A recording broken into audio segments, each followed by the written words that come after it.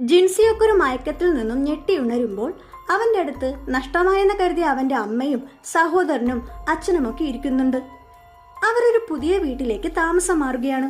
അങ്ങനെ വീട്ടിലെ സാധനങ്ങളൊക്കെ മാറ്റാൻ സഹായിക്കാൻ എത്തിയ ഒരാള് ജിൻസൊക്കിനോട് ചോദിക്കും, തന്റെ സ്വന്തം ചേട്ടനാണോ ആ പോയ വ്യക്തി? അയാളൊരു അതിശയത്തിലാണ് ഈ ചോദ്യം ചോദിക്കുന്നത്. അത് കേട്ടപാടെ ജിൻസോക്കിന്റെ ചേട്ടൻ അയാളെ പുറത്ത് വിളിക്കുന്നുണ്ടെന്ന് പറഞ്ഞു വിടും. അങ്ങനെ ഒരു ദിവസം രാത്രി ജിൻസിയൊക്കെ നോക്കുമ്പോൾ കുറെ ആൾക്കാർ വന്ന് അവന്റെ ചേട്ടനെ തല്ലുകയും വണ്ടിയിൽ കയറ്റിക്കൊണ്ട് പോവുകയും ചെയ്യും. ഇവൻ പോലീസിനോട് ആ വണ്ടി നമ്പർ പറയുമെങ്കിലും അങ്ങനെ ഒരു വണ്ടി നിലവിലില്ലെന്നാണ് പോലീസ് പറയുന്നത്. അങ്ങനെ 20 ദിവസത്തിന് ശേഷം ജുൻസിയോക്കിന്റെ ചേട്ടൻ തിരിച്ചു വരും. എന്നാൽ 20 ദിവസം സംഭവിച്ച കാര്യങ്ങൾ അയാൾക്ക് ഓർമ്മയില്ലായിരിക്കും. ജുൻസിയോക്കിന്റെ ചേട്ടന്റെ നടത്ത ശൈലി പോലും മാറിയതായിട്ട് അവൻ ശ്രദ്ധിക്കാൻ തുടങ്ങും.